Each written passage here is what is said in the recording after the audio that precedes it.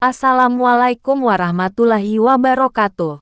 Pada kesempatan kali ini saya menceritakan kisah Kiai Kholil Bangkalan tertawa sambil sholat. Emang boleh? Salah seorang di antaranya adalah Syekhona Kholil atau sering dipanggil Mbah Kholil. Kebesaran Allah ditunjukkan melalui sosok Mbah Kholil, pemuda asal Kelurahan Demangan, Kota Bangkalan.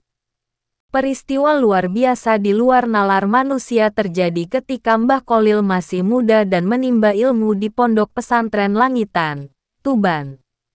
Kisah ini kemudian dipopulerkan melalui buku biografi dan karomah Syekhona Kholil Bangkalan berjudul Surat Kepada Anjing Hitam, melalui zuriyahnya Mbah Kholil, Al-Makfurlah Kiai Haji Fahrilah Ascal. Seperti santri pada umumnya, Kiai Kholil berjamaah salat Isya dengan imam salat yakni Kiai Muhammad Nur. Di tengah kehusyukan salat, tiba-tiba Kiai Kholil tertawa terbahak-bahak di dalam salat itu. Karuan saja hal itu membuat santri lain marah. Begitu juga Kiai Muhammad Nur. Usai salat berjamaah, Kiai memanggil Mbah Kholil ke kediamannya untuk diinterogasi mengenai tertawa di dalam salat.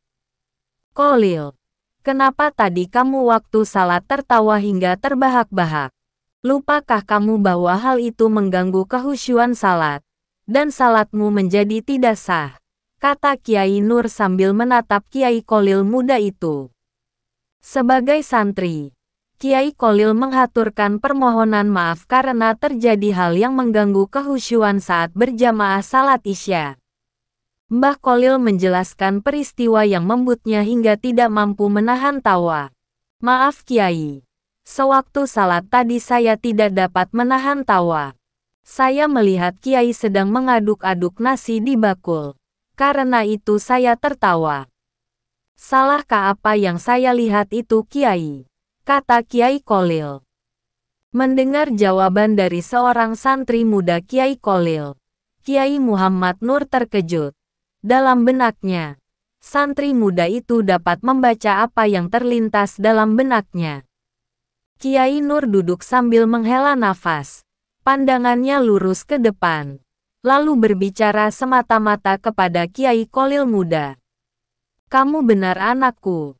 Saat tadi menjadi imam salat perut saya memang sudah sangat lapar. Yang terbayang dalam pikiran saya hanyalah nasi. Ungkap Kiai Nur dengan jujur kepada Kiai Kholil muda itu. Sejak kejadian itulah, kelebihan Kiai Kholil muda menjadi buah bibir.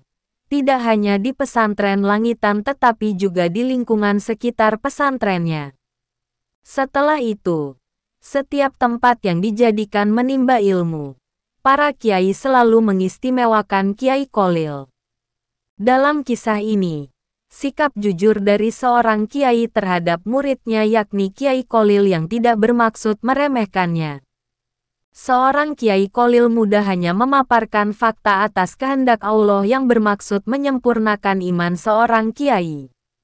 Sekedar diketahui, Kiai Kholil lahir pada tanggal 11 Jumadil Akhir tahun 1235 Hijriah dan wafat pada tanggal 29 Ramadan tahun 1343 Hijriah atau di tahun 1925 Masehi.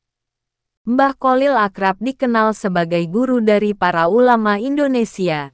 Di antaranya Kiai Haji Hashim Asy'ari pada tahun 1871 sampai 1947.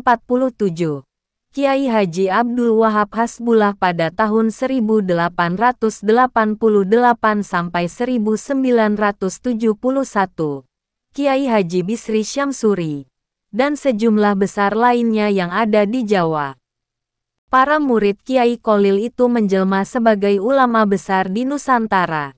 Bersama Kiai Kholil, mereka berperan penting atas lahirnya Nahdlatul Ulama. Energi spiritualitasnya hingga saat ini mampu menjadi magnet bagi sebagian besar umat Islam untuk datang berziarah di Komplek Wisata Religi Pesarean Kiai Kholil, Desa Martajasa, Kota Bangkalan. Berdasarkan silsilah yang disematkan pada tembok Bujuk Lagundi, Desa Ujung Piring, Kecamatan Kota Bangkalan disebutkan. Kiai Kholil merupakan cicit dari Sunan Gunung Jati Syarif Hidayatullah. Mungkin cukup sekian. Jika ada salah kata saya memohon maaf yang sebesar-besarnya. Wassalamualaikum warahmatullahi wabarakatuh.